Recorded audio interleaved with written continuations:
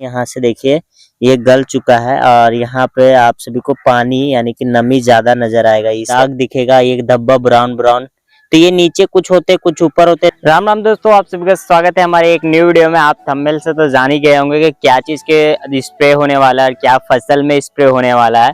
तो अभी हम इस वीडियो में दिखाने वाले टमाटर के झुलसा रोग और प्लस जड़ गलन सलन की जो बीमारी होती है यानी कि फंगस जो लगते हैं जड़ पे, तो फंगस किस तरह काम करते हैं यहाँ पे आप गौर कीजिएगा। कुछ पौधे में अभी हम दिखाना चाहते हैं। तो यहाँ पे देखिए कि ये पौधे में ऊपर की सतह में आप सभी को यहाँ पे दाग दिखेगा, एक धब्बा ब्राउन ब्राउन। तो ये नीचे कुछ होते कुछ ऊपर होते, धीरे धीरे इसको सुखाना काम कर देते हैं। सुखा के कुछ पौधे इस तरह मर जाते हैं। इसके अभी जड़ कबाड़ेंगे तो आपको यहाँ पे देखने को मिलेगा कि ये जड़ है। यहाँ से देखिए ये गल चुका है और यहाँ पे आप सभी को पानी यानी कि नमी ज्यादा नजर आएगा इस वाले हिस्से में। देखिए ये कितना ज्यादा नमी है इसमें। और बाकी जो पौधे इफेक्ट नहीं है वो पौधे में देखिए कली आ चुके हैं, प्लस फल भी आ चुके हैं।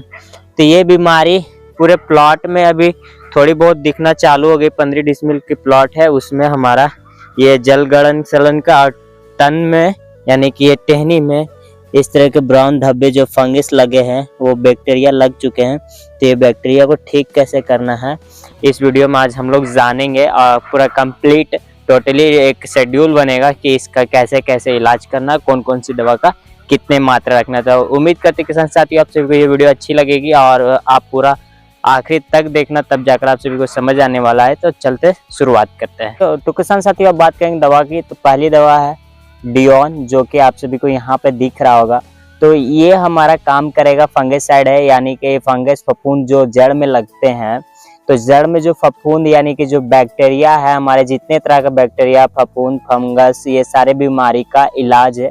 ये मिट्टी को नमी में देना है, जिस समय आपकी पौधे नमी में है उस अवस्थे में देना है। प्लस ये दवा आपका जड़ को जो गलन सड़न है वो रोक देगा। सीधा सीधी कहना है तो जलन सड़न जो रोग लगते हैं वो रोग को ये रोकथाम करेगा और प्लस आपकी जो मरने की पौधे है वो बीमारी को खत्म हो जाएगा। तो ये डालना है आपको। ये 10 कितने ग्राम का है, ये टोटल ग्राम का बात करेंगे तो अभी पैकेट में कहीं दिख नहीं रहा है कितने ग्राम का है, पर आपको इस्तेमाल करना है इसका आधा 50 ml का है तो हमको 25 ml यूज करना है। ये 2 टंकी का दवा है। आपको एक टंकी में एक बार 15 लीटर में और दूसरी टंकी में यूज करके खत्म कर देना है। तो ये हुआ किसान साथियों। अब इसको हम 25 ml ले लेते हैं। 15 और ये 25, ये सीधा जड़ में काम करेगा किसान साथियों। और देने का इसका कुछ तरीका अलग है, इसलिए रिक्वेस्ट करेंगे कि वीडियो को पूरा अंत तक देखिएगा, तब जाकर आप समझ में आएगा कि देना कैसे। तो किसान साथियों इसी में दूसरा दवा है क्रोजन एक्स, जो कि आप सभी को इसको पूरा पैकेट डालना है, साथ में मिक्स करना है। तो ये पाउडर में है और वो लिक्विड में, तो इसको दोनों को अच्छे से घोल तैयार करना है। ये पूरा पैकेट जाएगा। तो हम 2 लाए थे, 2 टंकी करना, एक स्प्रे भी होगा और एक स्प्रे बाद में कभी फिर किया जाएगा। इस कारण से हम दोनों साथ में ले आए और इसको डालना है पूरा पैकेट। ठीक है, एक पैकेट पूरा जाएगा। ये पाउडर में वाइट आपको मिल जाएगा। और इसको अच्छे से घोल तैयार करना है किसान साथी। तो अभी ये तो डाल दिए। अब इसके साथ साथ में आपको और एक दवा को ऐड करना है और दिखाते हैं कौन सी दवा है आप सभी को ऐड करना है इसमें। तो अपना बैग से निकालते हैं फटाफट। तो ये रहा किसान साथियों, हमेशा की तरह इस बार भी हम लोग गोंद का इस्तेमाल करेंगे। ये जड़ में भी जाएगा, प्लस आपके पौधे के पत्ते में भी या पौधे की टहनी यानी कि जितने भी टहनी है उस टहनी में भी दवा चिपक कर रहेंगे। और मिट्टी में नमी होना जरूरी है किसान साथियों, तब जाकर दवा बेहतर काम करेगा। तो ये 6 ml अभी ऐड कर लेते हैं हम लोग फटाक से।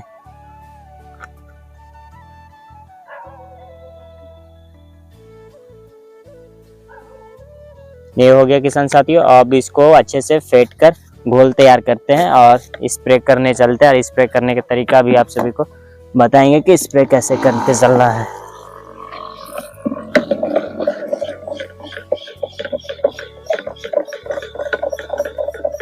तो किसान साथियों उठा लिया, चलते उधर से देते हुए आते हैं, इसके बारे बताते हुए भी आएंगे कि कैसे देना है स्प्रे।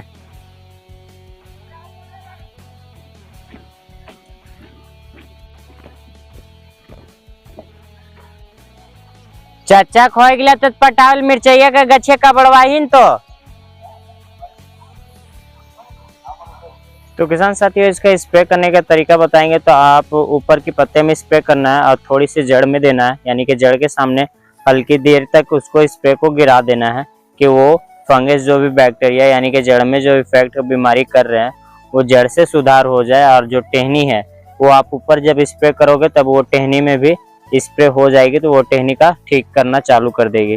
तो आप ये दो तरीके से स्प्रे कर सकते हो, और यही स्प्रे शेड्यूल पूरा रखना है। और इसका नेक्स्ट शेड्यूल मतलब 5 से 6 दिन के बाद में आप फिर से एक स्प्रे ले लेना है, यानी कि 2 टंकी की दवा। तो ज़्यादा दिन का गैप नहीं करना है, नहीं तो ऐसे में होगा कि आपकी बीमारी ठीक तो होगी पर पूरी तरह से ठीक नहीं होकर फिर वापस होना चालू हो जाएगी।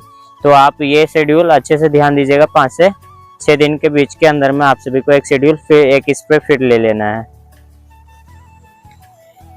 दवा घटे पर आप घोल तैयार कीजिए और फिर आप फिर से दीजिए, कोई दिक्कत नहीं है, क्योंकि आप एरिया बड़ा है तो दवा भी तो ज़्यादा लगेगा ही।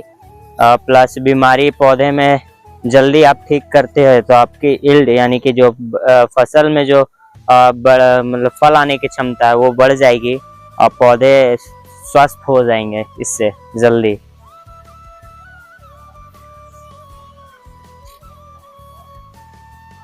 तो हम उसी तरह सेम स्प्रे कर रहे हैं, पत्ते में स्प्रे दे रहे हैं प्लस जड़ में दे रहे हैं स्प्रे, जड़ में वो चला जाएगा साथ में।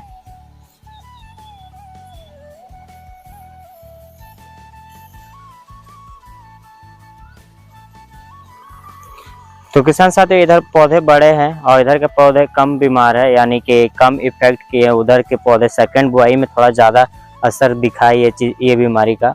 तो इसमें ऊपर पत्ते में भी स्प्रे हो जा रहा है और पत्ते में भिगा के मतलब पूरा भिगा कर डुबा कर दे रहे हैं, जैसे कि टहनी से भीग कर वो नीचे जड़ तक दवा पहुंच जा रहा है।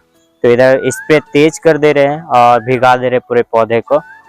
उधर जो छोटे व्यवस्थित पौधे थे उसमें हम जड़ में और पौधे के ऊपर दोनों में स्प्रे कर रहे थे कि जो ऊपर की बीमारी है यानी कि ऊपर जो तन में यानी कि टहनी में है वो खत्म हो, और नीचे जड़ में दे रहे थे कि जड़ की जो गलन और सड़न की जो बीमारी है, जो बैक्टीरिया लग रहा है और जो गल रहा है मेरा यानी कि जो गल जा रहा है वो गलने से रुक जाएगा।